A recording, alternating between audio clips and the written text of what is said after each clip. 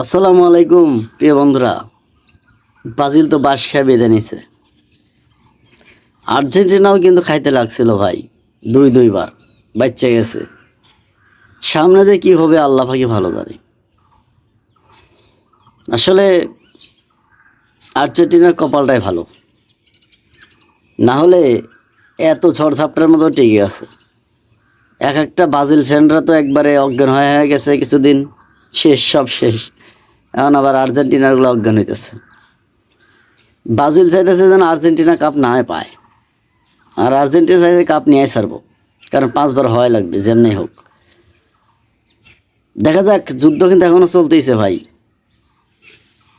ব্রাজিলেরা কখনো কিন্তু আর্জেন্টিনার পক্ষ নেবে না, এজন্য চাইতেছে বিদায় যেন হয়ে যায়।